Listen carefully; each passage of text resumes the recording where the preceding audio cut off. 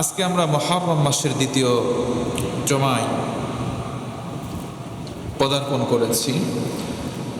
আশুরা তথা দশম দিন এই মুহররম মাসের অত্যন্ত গুরুত্বপূর্ণ একটি দিন, বা এই দিনের ফজিলত এবং তাৎপর্য অনেক অনেক ভারী। এই দিনে ঘটে যাওয়া তারিখুল ইসলাম অনেক ইসলামে উল্লেখ করার মতো দামি দামি ঘটনা ঘটে গিয়েছে। সর্বশেষ সংঘটিত কারবালার ময়দানে যেই হৃদয় বিদারক ঘটনাটা আমরা তারিখুল ইসলাম থেকে জানতে পেরেছি, এটা আমাদের হৃদয়কে নাড়া দিয়ে যায়।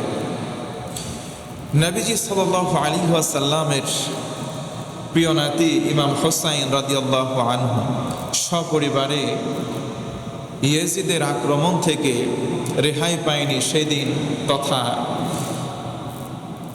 এই মুহররমের আশুরার দিনটি ছিল সেই দিন যেই দিন ইমাম হোসাইন সপরিবারে শাহাদত বরণ করেছিলেন। আল্লাহ সুবহানাহু ওয়া তাআলা তার পরিবার সহ সে সময় শাহাদাত বরণকৃত প্রত্যেককে যেন জীবনের গুনাহ খাতা মাফ করে আল্লাহ পাক জান্নাতে আলা মাকাম দান করে, আমরা পড়ি আমিন। শুধু সেই ঘটনাই এই আশুরাকে মহিমান্বিত করেছে বিষয়টি এমন নয়, বরং এই আশুরার দিনে ঘটে যাওয়া অনেক বড় বড় কিছু ঘটনা রয়েছে যেগুলোর কারণে আশুরার মান এবং শান বেড়ে গিয়েছে। নবী সাল্লাল্লাহু আলাইহি ওয়াসাল্লাম তিনি যখন হিজরত করে মদিনায় গেলেন, যাওয়ার পরে দেখেন ইহুদিরা রোজা আছে। নবীজি জিজ্ঞেস করলেন, তোমরা কেন রোজা আছো?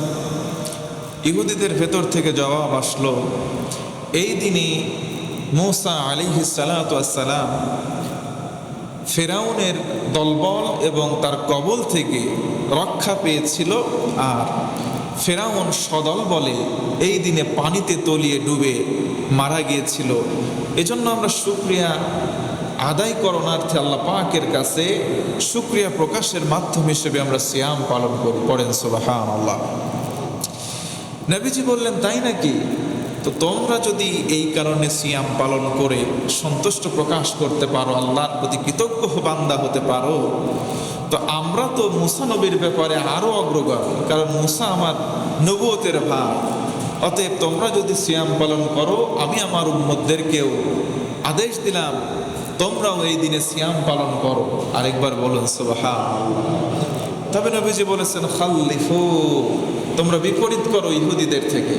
যেমন তারা একদিন সিয়াম পালন করেছে, নবীজির হাদিস মোতাবেক আমরা 2 দিন সিয়াম পালন করব, হয় 9, 10 অথবা 10, 11 মুহররম মাসের এই 2 দিন আমরা সিয়াম পালন করব।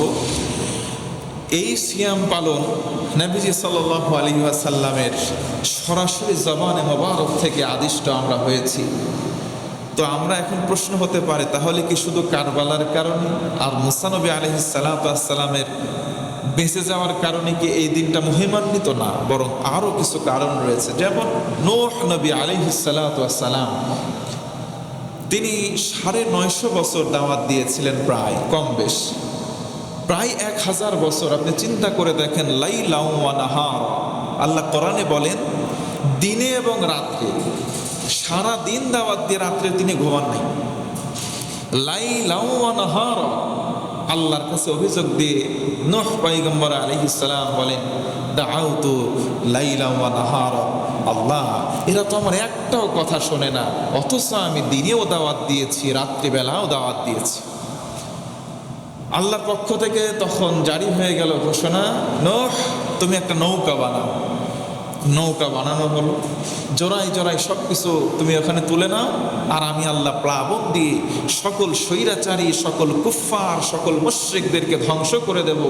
শুধুমাত্র তোমার হাতে হাত দিয়ে আল্লাহ ঈমান এনে যারা মুমিন হবে তারা ব্যতীত সবাই এদিন পানিতে ডুবে মারা যাবে।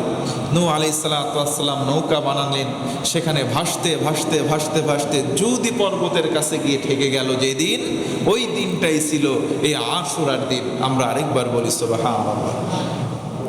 শুধুমাত্র তাই নয়, বরং ইব্রাহিম আলাইহিস সালাতু ওয়াস সালাম অগ্নিকুণ্ডে যেদিন নিক্ষিপ্ত হয়েছিলেন, আর ওই দিন হেফাজত যেদিন হন, ওই হেফাজতের দিনটাও ছিল আশুরার দিন। শুধু তাই নয়, বরং ইউনুস আলাইহিস সালাম তিনি যেদিন মাছের পেট থেকে উপকূলে যখন কিনারায় মাছের মুখ থেকে বের হয়ে আসেন, ওই দিনটাও ছিল এই আশুরার দিন। আমরা খুশি হয়ে আরেকবার বলি সুবহানাল্লাহ। উল্লেখ করার মতো এমন আশুরার দিনে ঘটে যাওয়া অনেক ইতিহাস আছে। আল্লাহ রাব্বুল আলামিনের কাছে আমরা এই দিনটাকে দামি হিসেবে প্রেজেন্ট করব নবীজির সুন্নাহ মান্য করার মাধ্যমে। আর এই মেনে নেওয়াটা হচ্ছে সিয়াম পালন। আমরা কম বেশি যারা সামর্থ্যবান আছি 2টা সিয়াম পালন করব ইনশাআল্লাহ।